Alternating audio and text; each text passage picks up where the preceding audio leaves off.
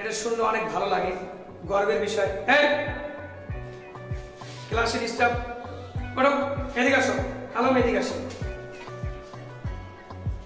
Quick আরেকটু করো।